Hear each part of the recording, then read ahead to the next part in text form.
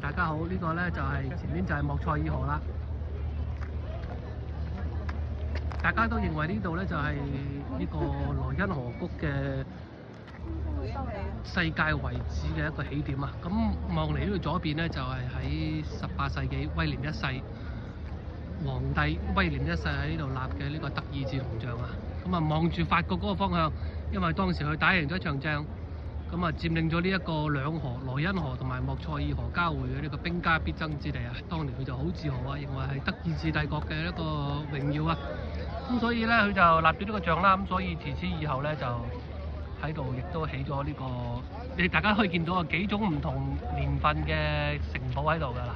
下邊咧就有羅馬時期㗎啦，上面咧就有18世紀時候喺威廉一世整嘅呢個城堡。